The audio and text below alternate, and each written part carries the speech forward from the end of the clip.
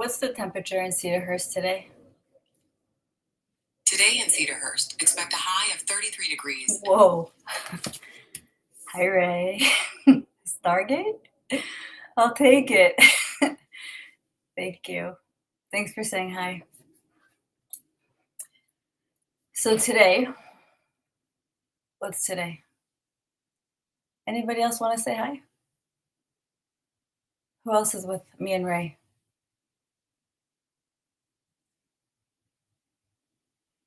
Okay, Ray, it's just me and you. It's enough. Oh, there's Chase. Good morning. Today is Thursday, February 12th. Hi, Karina. 2026. And we are smack in the middle of the greatest story the Ein Sof Baruch Hu ever told. And we're hitting a high of 33 degrees today in Cedarhurst, which is like summer. Yeah, it's been single digits here and freezing. Hi, Betty June.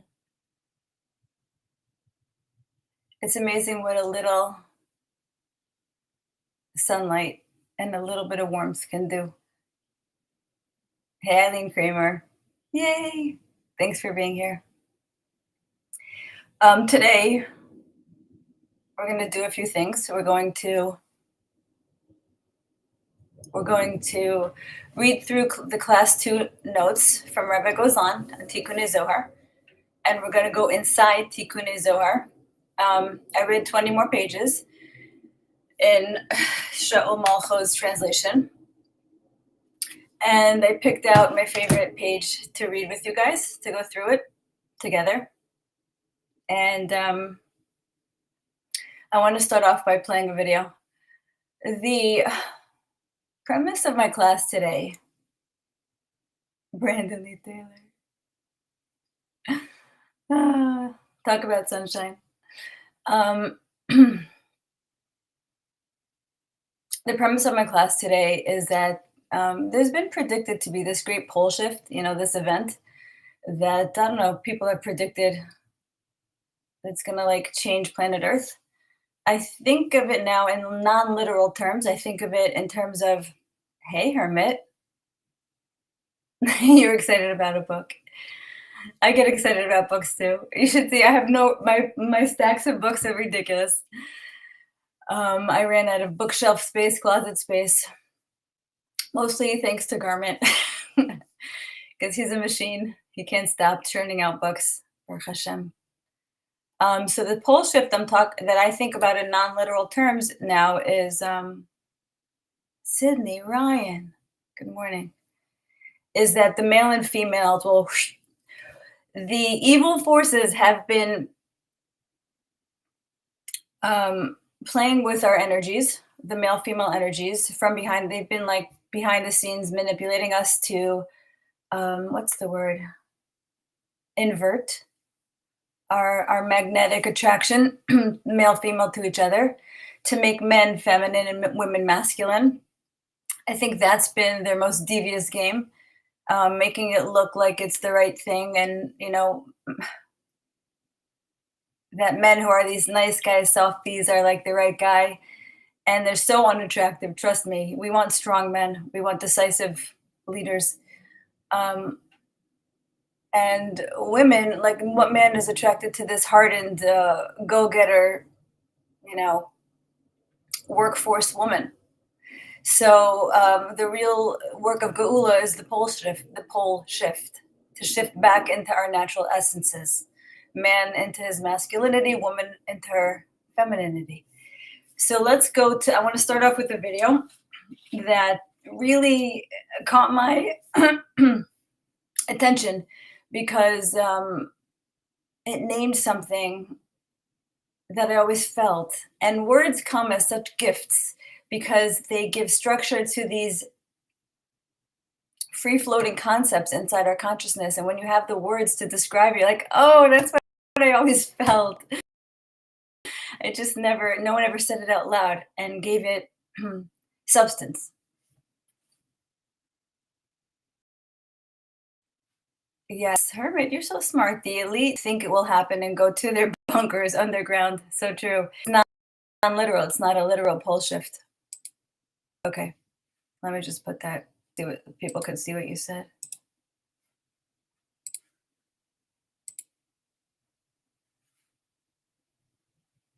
That's what Hermit said.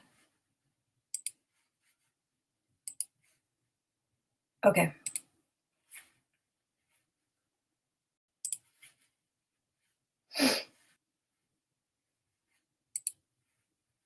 Her name is Evelyn Rosehart, and I like her a lot. She comes up a lot on my feed lately, and everything she says is gold. That's something men don't know about women. What? You know how you love how we sparkle? Uh-huh. That's in response to you. Women Okay, that one sentence alone is so foundational.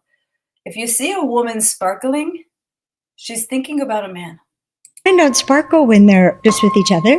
And if a woman starts sparkling, we know she's thinking of a man. You give us the sparkle. Men give us the sparkle. Look how happy his face is just learning that piece of information.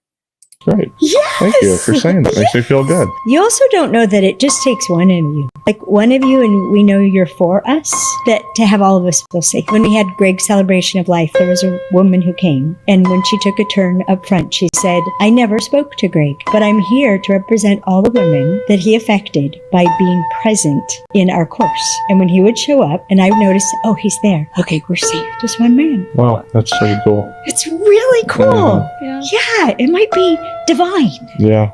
Uh-huh. Amazing. We feed you life, and you give us our sparkle. Wow. This could work. That's the headline. We feed you life and you give us our sparkle. So dope. Wow. Thank you again, Allison.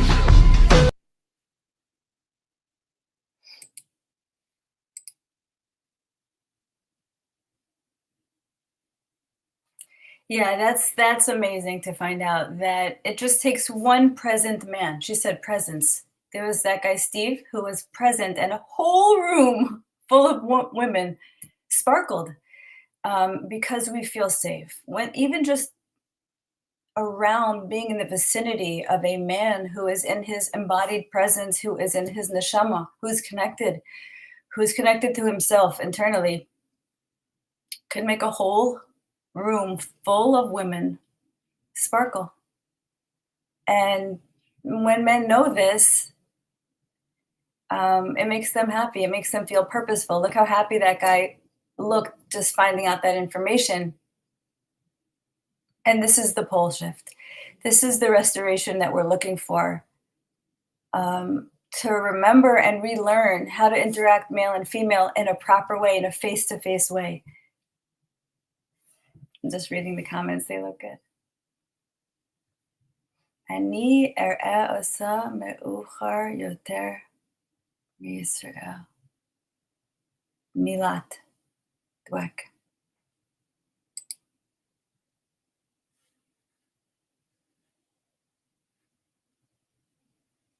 Oh, you're watching me later, more later in Israel. Is that what that means? Oh, okay.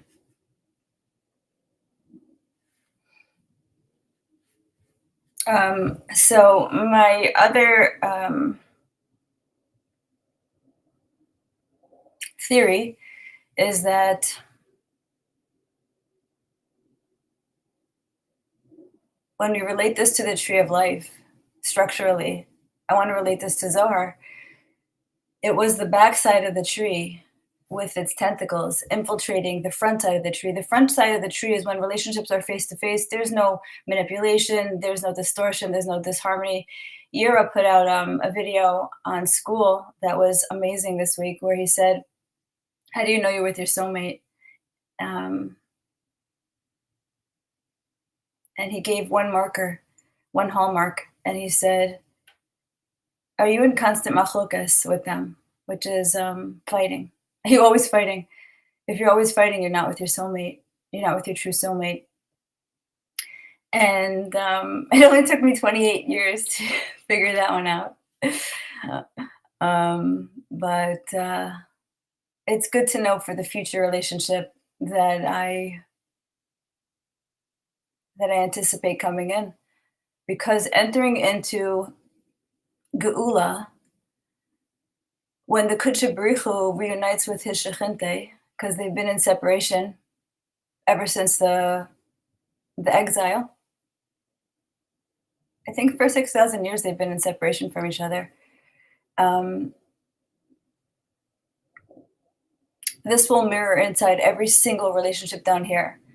They're the prototype, they're the archetype for the perfect relationship coming back into union, and every single zivug down here is like everything will match up when they match up. And we will have no more evil. When evil cannot mess with the male-female relationship, when we create like this hermetically sealed union, male and female, inside marriage and relationship, evil goes away. Evil cannot exist. Because when there's shalom bayis in a home, when there's peace in a home, it radiates out to the whole world. The kids are happy, the man and woman is happy. Like when you're happy, evil can't find you, can't exist. You know this when you're, this morning I woke up in a good mood. And I'm like, nothing is making me unhappy. Like my husband left the window open in the bathroom, like it's freezing. Okay, fine. Like nothing. It would bother me on a day that I was in a bad mood. But it's amazing when you're happy and when you're in a good mood, evil has nowhere to hook into. So let me just check my notes. What else I wanted to start off with? Okay, we'll go into that later. Right, the backside of the tree caused separation and distortions. Mostly manifesting inside the male and female energies and interactions with each other. Okay, yeah, I said it. Okay, let's go into the notes from Rabbi Goan. He gave this class in Madrid, December 9th, 2025, class number 2, Tikkunei Zohar. He said, Rabbi Goan started by saying, Tikkunei Zohar, the purpose of Tikkunei Zohar, as opposed to regular Zohar, is to create a vibration in our soul and repair the world. 70 repairs from the 70 permutations of the word Bereshis. Each tikkun, he said, each tikkun is like opening a zip file, a compressed file. There's so much information. We all can understand what a zip file is because we're living in the age of computers. He said all the compressed information will open like an accordion. The word Bereshis contains the entire universe, he said. He said it's not a chronological beginning, but it's a seed. Inside the seed is all the spheros, all the worlds, all the hidden Torah, the entire plan of creation, inside this one word. It's a cosmic seed. All the light of the Or HaGanuz is compressed inside the word Bereshis. Wow.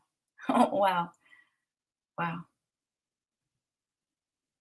just want to say one more thing about sparkling, to touch back on concepts that we spoke about in prior classes, that when women sparkle down here, when a man, a present, see, we need, Rabbi Nir Manusi said that it will take a man and a woman in union to overcome the serpent, right? So when a present man, a man in his connected state to his neshama, he's listening. What did we say last week? He's making a woman feel seen, heard, connected, and cherished and praised.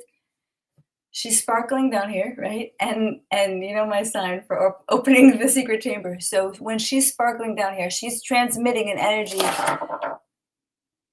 from below to above, causing an arousal above, where our sparkle causes the chamber to open. You could do it with me. This is my symbol for the Or HaGanuz, the chamber, the secret chamber, the Kodesh Kodashim, the Panemius of Keter, where the Shekhinah is locked away. Sitting right next to her is the Or HaGanuz, this package, a suitcase full of Or HaGanuz. And when women down here sparkle because they're in the presence of a connected man, a whole room full of women could be sparkling. This vibrational parity travels all the way up to the Atik. She's like, she can sense the root of the Shekhinah inside the hidden chamber, locked away. She's like, wait a second, I'm sensing women in Asiya, in Oneg, in bliss, because men have returned back to their corrected, rectified state. She's like, it's safe to come out. It's safe to open up from within, because this chamber is only open from within. There's only one key, and that is making a woman sparkle in Asiya. You make a woman sparkle in Asiya, and the whole world gets rained upon with this Or HaGanuz. Hold on, these comments are looking good. Give me 1 second.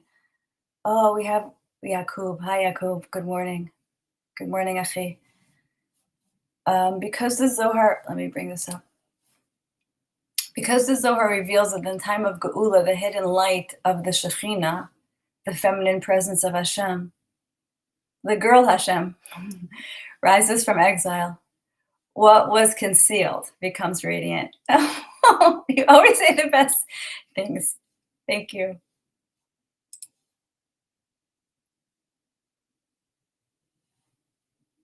Okay, Michael.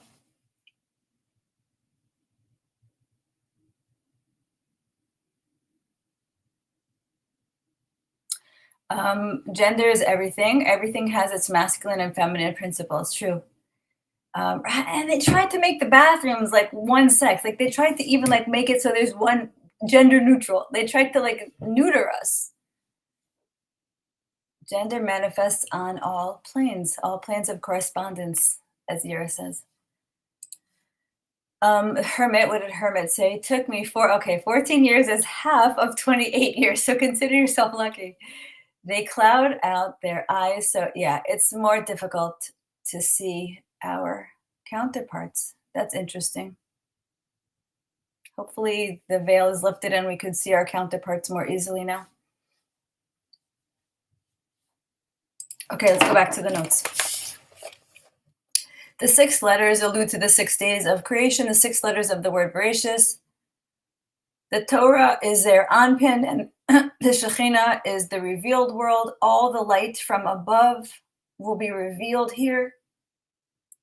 Or HaGanuz. The repair of uniting the upper world with the lower involves the descent of this Or HaGanuz. Okay, the repair is contingent on this Or HaGanuz, on the woman sparkling. The deepest secret that Hashem, the deepest secrets that Hashem reserved for Adam Rishon, the first man, that never came down. They never made its way to planet Earth. Those are the secrets that will repair the world. Bereshis is the master plan of the world. Our goal is to get into vibrational harmony with each other and with Hashem. And that's what Yira Ha'ari is teaching with Aleph Mem Shin. That's the first breadcrumb that he calls it like the first little taste of this new vibration, where we're going to see each other inside each other's face, the divinity inside of every little aspect of creation. All these permutations that we will study will activate the Sephira of Chachma, he said.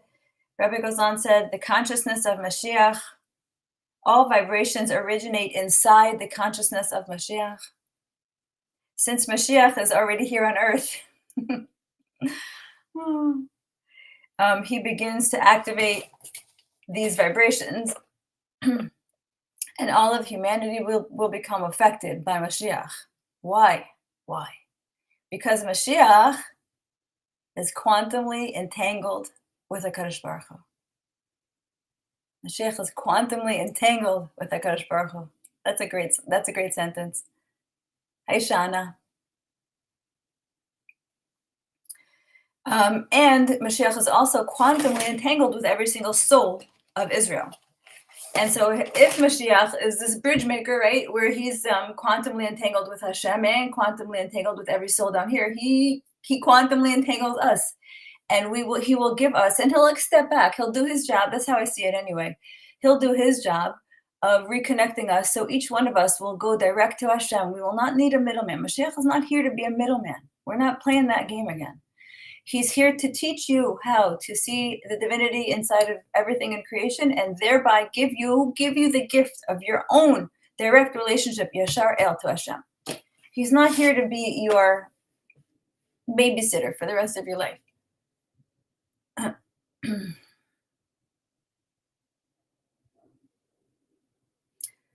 This will bring Geula Shalema of the 6,000 years of suffering from not having this Or HaGanuz. When the Or HaGanuz comes down, the suffering of the world disappears. The suffering we have, says Rabbi Goan, comes from, what does it come from, the suffering we have? Mostly comes from uncertainty, this fear of not knowing exactly what is going to happen and when. This insecurity kills, it hurts so much, he said. He said that I want one thing, but I don't know if that one thing, we want it so badly, but we don't know if it will be fulfilled. With the Or HaGanuz, the fear of lack disappears. The fear of enemies, illness, not being valued, the fear of loneliness, it all disappears. The vibrations of Tikkunei that we're learning this morning, we're about to learn, will bring down this Or HaGanuz. And I say that that's connected. This is my chiddush here. Why will the vibrations of the Tikkunei Zohar bring down the Or HaGanuz? From what I'm reading inside Tikkunei Zohar, it's all about reestablishing the relationship between the Kodesh Baruch Hu and the Shechintei. And when that male-female dynamic is restored to its proper energies above and below, the world is a vessel, becomes a ready vessel, a correct vessel to receive. Because the male-female dynamic is set straight, the Or HaGanuz has a place to land.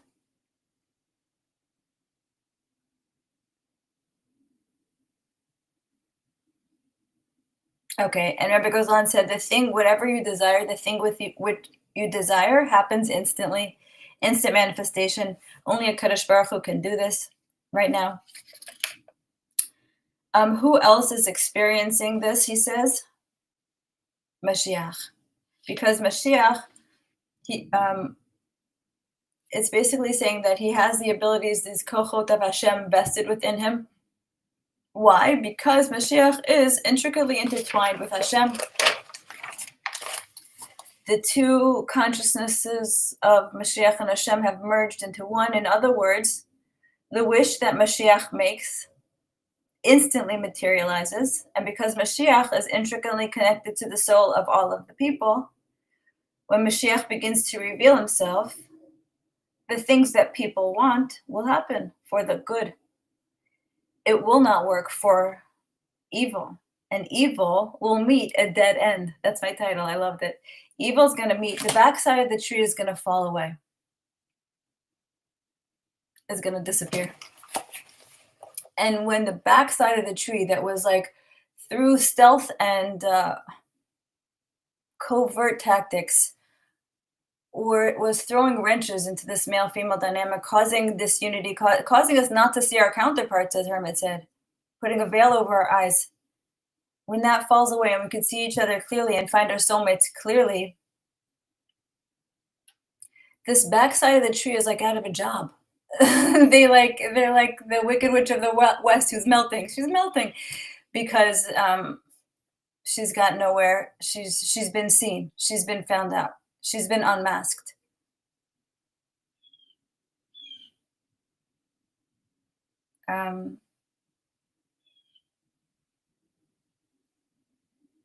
Okay. I think that was all I wanted to read from the notes. They're just going to finish up this last little bit. He said, when we speak of exile, Rabbi Goan said we speak of ignorance because our lack of union with Hashem always comes from being ignorant. The first two letters, Yud and Hey, generate an awakening. The second two letters, Vav and Hey, generates a force that Akash Baruch Hu will have to avenge Amalek. Amalek has been this entity, this backside, this Achor, this Sitra Achra, that has distracted us from learning Kabbalah and finding the Shekhinah. We didn't even know she was there. This was already happening today. We only need the square root of 1% of people, which is probably how many? 25 people to be doing this to succeed in the tikkun. Rabbi Goan said he's happy to announce that because he has over 1 million subscribers, he thinks we have hit this threshold.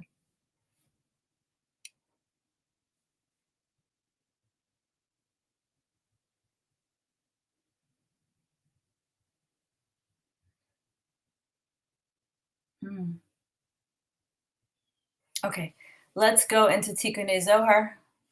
Just take a quick drink.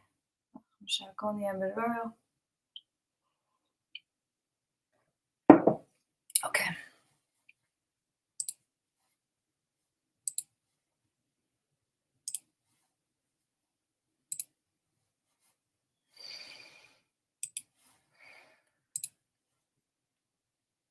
Oh, I wanted to go through. I asked the Rabbi GPT a quick question. Does the backside of the tree of life cause disunion of the male and female? I just took 2 screenshots. I didn't do the whole thing. It was too long, but this is the main point. In the final tikkun, which is now Malchus, which is the female aspect, the girl, no longer remains oriented only towards the lower worlds. Okay, the Shekhinah, what happens to her? She turns face to face with clarity, authenticity, truth, arum, b'yirah. We no longer deal with each other with mind games, mind control, manipulation, trying to get your needs met. We deal with each other, putting the needs of the other one first. Total harmony, total peace. That's what Yira said. You're going to know you're with your soulmate when there's peace inside the relationship. Peace is the hallmark. It's how you're going to know you're with the right person. And even more radically, Malchus rises. Listen to this.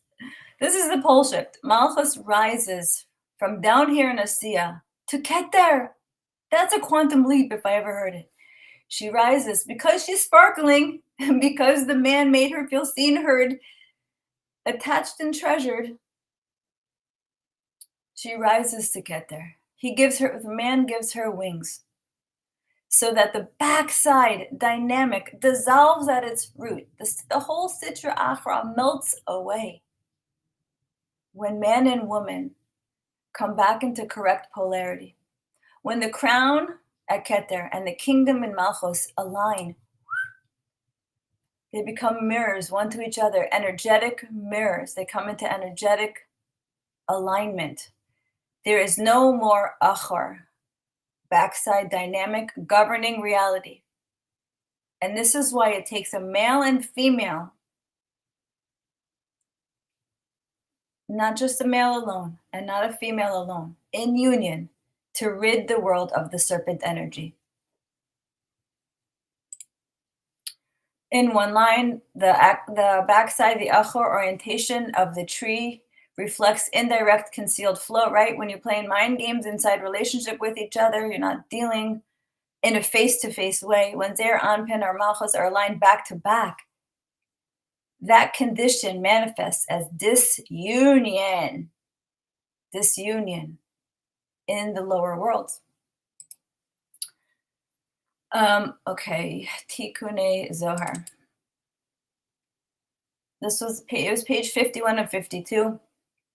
I'm just gonna paraphrase the lead in here. It's saying that when you should not learn arayot with 3, below ba'arayos b'shlosha. 3 people should not sit down and learn about the sexual prohibitions. Tikkunei Zohar explains this arayot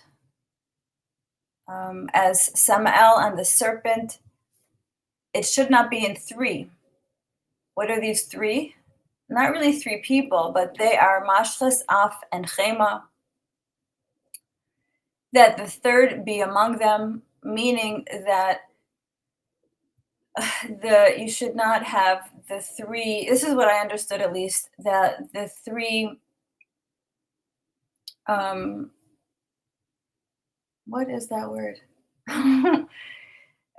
the vertical, the chesed and gevura, and the set column. The three columns, you shouldn't strengthen the dark side by uniting the three columns together, that the third be among them. We do not want to join the evil forces together. So that's why when you're learning arayot, arayot being Samael and the serpent, it's saying it should not be three. It's not literally three. It's saying do not strengthen them by joining the three pillars together.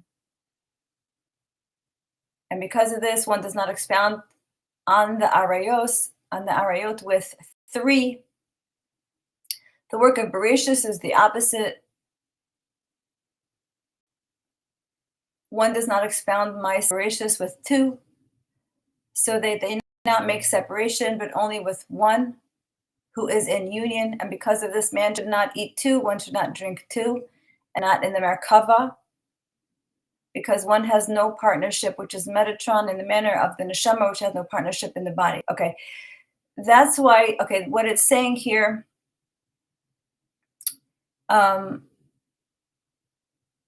is that when you learn Ma'aseh Merkava and Ma'aseh Bereshis, the workings of the chariot and the workings of creation, you should only do it with one person who is in union.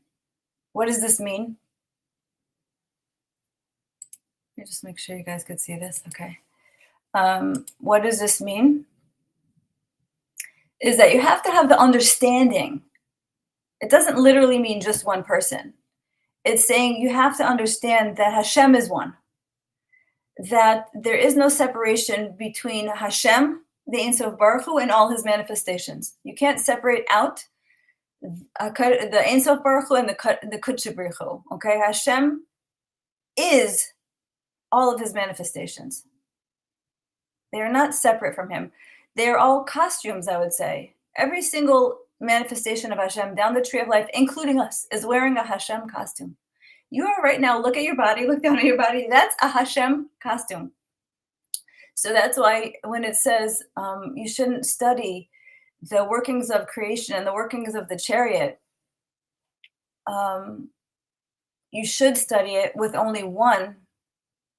It's meaning with this understanding that Hashem is only one. At least that's what I took from this. And why is it said? And why is it said? Except if he is wise and understands from his own knowledge, right? You can discuss Ma'aseh Merkava with somebody who is considered wise and could understand it on his own. Okay, this is what I heard this year say this once also, that you're allowed to talk Ma'aseh Merkava, the workings of the chariot, with someone who would have understood it on his own to begin with. Here it implies that there is a Merkava above to the Kutche Baruch Hu, and for this is his work. And what is it? That which is included from Chachma, Bina, and Da'as, which are Yud, Hey, and Vav.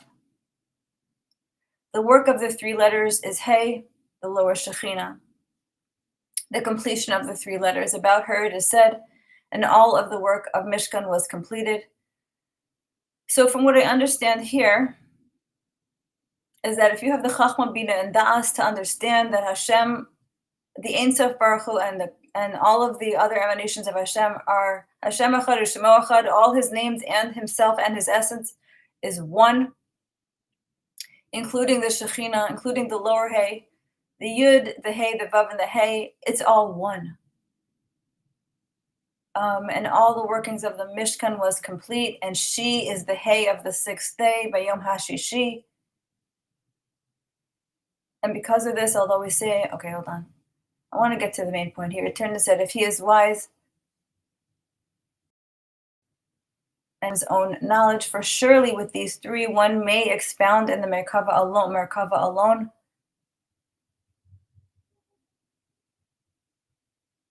But without these three, it is not his union. Okay, so I think that's just all saying the same thing. We have to understand the Yud, Hey, Vav, Hey is all one union of the Ein Sof Baruch Hu. And this is the, you guys ready for the secret? Let me check on you. You guys paying attention? Have I lost you? Okay. Hey, Alan.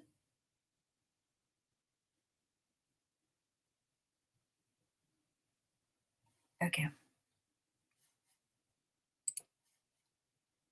And this is the secret, that the Kudsha Brichu above is one with his Shechinta. That's the secret, you guys. That at the top of the tree, and I learned this also from Yira this past week in school, that there is no Sitra Achra in the highest world of Atzilus, where Ima and Abba are, there is no backside. They're in perfect union with each other because there is no influence of the backside on their relationship. It doesn't bleed through from the other side from the back to the front. So the Sitra Achra of Atzilus only begins at the level of Zeir Anpin. So they are free from these dark influences messing up their relationship in the highest world. So the Kudsha Brichu Milamala, all the way at the top, is one with his Shechinta, and when he is below, everywhere below, where this influence of the Sitra Achra shines through back to front, there's a change in him. He's without his Shekhinah. They're in separation. And because of this, Elisha ben Avuya, he was the one who lost his mind. He was one of the 4 that entered Pardes, and he lost his mind. Why did he lose his mind? He said, perhaps heaven forbid, there are 2 authorities, right? He separated, he did the worst thing. He made the biggest mistake because he separated the Ein Sof Baruch Hu and the Kudsha Brichu. This is the most important thing that we can discuss in this class today. Let me just go over it for a second. The most important thing we can say to prevent that mistake that he made is to hold in your mind that Hashem is one at the very top and he's many. And you have to hold these competing truths in both hands and unite them in your mind and be able to hold them at the same time. That Hashem is one and the many at the same time. And this is why you can learn Zohar. If you cannot hold that truth, you're going to lose your mind if you study Zohar. It will cause you, that's why they say don't study Zohar until you have this maturity, until you have this mental maturity, that Hashem is one and many, and both are true. He's united in the name Yud-Kei Vav-Kei. Then you're free to study Zohar. Then you won't. He was a big Talmid Chacham. I heard Yura say this also. They still wanted to learn Torah from him, even after he lost his mind, because that's how big of a Talmid Chacham he was. But he could not hold that reality. He looked at Matat, he saw Matat up there, and he thought he was his own separate God, separate from the Ein Sof Baruch Hu.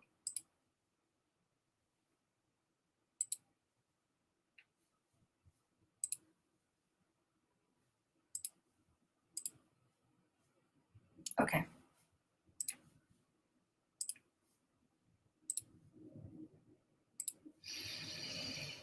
All right. Elisha's Acher said, and he's called Acher. Wow. Because he was influenced by that side. Okay, and because of this it is said, do not exchange me with him, for my name is within him. This is like Ein Sof Baruch Hu saying, don't swap out the Kudsha Brichu for the Ein Sof Baruch Hu. Metatron, who is at the level of Yetzirah, is second to the king, Mishneh LaMelech, Sheni LaMelech.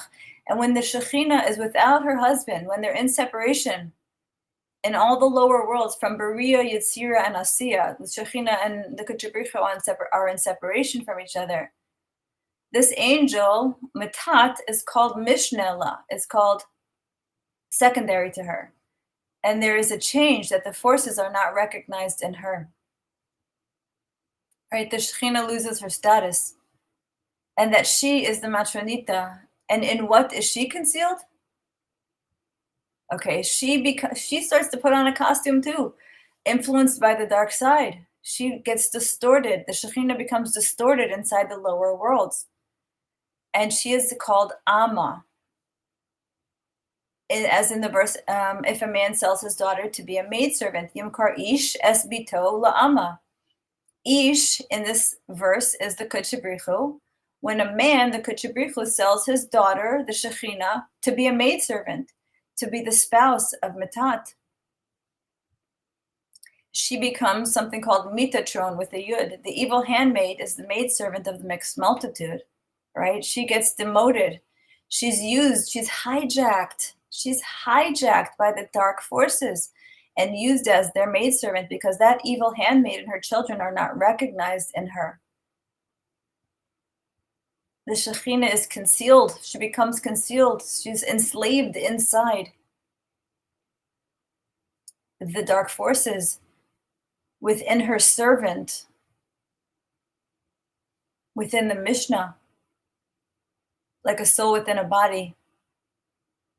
And the Mishnah, the Shisha Sidri Mishnah, the 6 branches of Mishnah, of Gemara, of Talmud, become dominant, and Kabbalah, which is supposed to be the queen, becomes secondary to that mistress. And that's what we've been living in, a world of Gemara, where Gemara has been dominant, and we have distorted all of Judaism because we haven't had the sod, we haven't applied the sod to our practice of mitzvot. We've been doing mitzvahs literally without understanding the secret inside of them, the esoteric connection to Hashem within every mitzvah. In the first exile, this is talking about Egypt, when the daughter of the king did not return to her sovereignty and did not depart from that body, she was still imprisoned.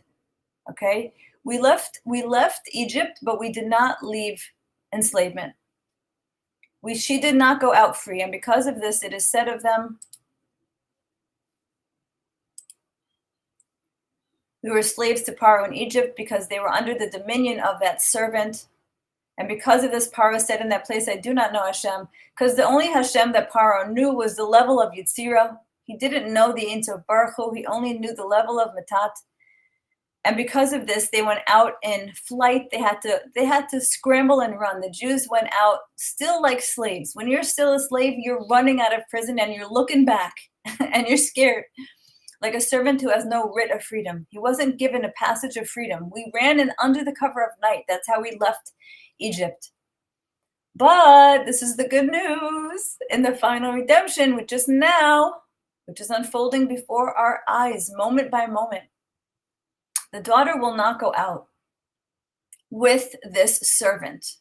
Okay, Matat is not taking us out this time. Matat is not taking us out. And she's not going out as a maidservant. She's going out as a queen. She's going out with the Kutcha Brichu, with the front side of the tree. Okay? There's the front face of Matat and the back side of Matat. This is how I understand it. And there's good Matat and evil Matat. And the evil Matat is not taking us out this time. We don't have to flee like we're still slaves. Why is that? Because the Oraita, the Torah, which is freedom, is with her. She's got her Torah. She's holding on to her Torah. She's holding on to her Kabbalah. In the final exile. For Torah is her freedom. And which was not so in the first exile. When we left Egypt, we hadn't received the Torah yet. For she and her children did not have the Oraita, which is freedom. For the Oraita indeed is freedom. In her kingdom, her glory. Because of this, it is written, she shall not go out as the servants go out. Lo tetzei avadim. And this is what is said, for you shall not go out in haste, nor shall you go in flight, for Hashem goes before you. Lo b'chipazon tetzeu, uvimenusa lo telechun, ki holech lefnechem Hashem. Hashem is gonna escort us out like kings and queens this time. Hashem indeed will raise them from the dust, and he will shine upon the face of Israel. And in him all the world shall be known that they are the seed blessed by Hashem. And the Kutcha Brichu will be stripped of all his appellations, meaning all these other names of Hashem that confused us down the tree of life. They're going to fall away. V'ispashet Kutcha Brichu mikol kinuyin. And from the chariots of Matat, which are Kozu, B'machza, Koza. I don't know. It's like different names, Matzpasas. These are all backside names of Hashem, meaning the whole backside of the tree is going to fall away. And all we're going to be left with is being able to see clearly a straight shoot from Asiya all the way up the front of the tree to Atzilus, because the backside will not cause veiling and constriction and concealment of Hashem. So we're going to see the front face of Hashem. We're no longer going to see, I think Moshe Rabbeinu only saw the back of Hashem. We're going to be able to see the front of Hashem, because the backside will fall away. All these dark side chariots and all these dark side appellations of Hashem will disappear. Your teacher shall no longer be hidden. It is said in Isaiah, your teacher shall no longer be hidden, but your eyes shall behold your teacher. V'hayu inicha ro'os es morecha. We're going to be able to see Mashiach clearly. At that time, for eye to eye they shall see, panim and panim they shall see. When Hashem returns to Tzion, and Tzion we know is the Shekhinah, is code word for Shekhinah. So, but it says ki ayin ba'ayin yir'u, the Shekhinah and the Kodesh Baruch Hu will see eye to eye. B'shuv Hashem Tzion, when the Kodesh Baruch Hu returns to the Shechinte, the Kodesh Baruch Hu will be stripped from all of the dark side chariots and will be clothed in his own Merkava, which is Adonai,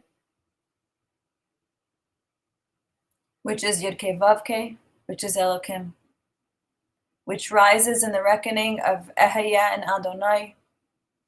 I looked into this because Elohim is 86 and Ehaya Adonai in I think simple gematria also, these two combine to 86. So it's showing us, how gematria comes to show us the union in essence of all these names are really one.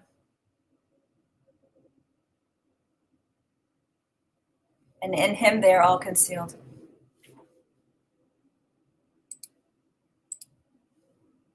Okay, let me just shut this.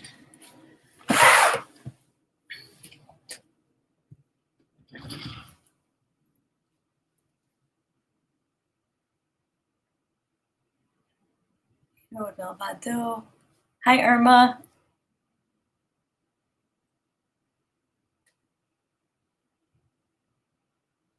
Oh, thank you, Alan. I try to represent the Shekhinah the best that I can.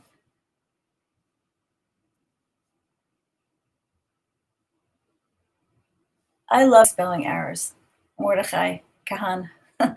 I love spelling. I'm sick of perfection, okay? We're not living in the Kabbalah matrix world where everything has to be spelled perfectly and pronounced perfectly, okay?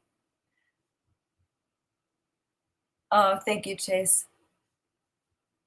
Chase said, we are doing mitzvot just being here with Gila. You are. It is a big mitzvah to join me in the morning to learn this high-level Torah. We're starting a new vibration on planet Earth.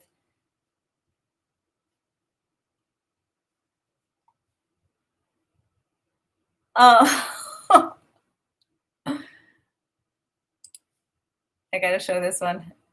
Thank you for calling me rad. That's a very 80s throwback, and I love it. I want to end with a bracha to you guys. Let me just bring it up and show you.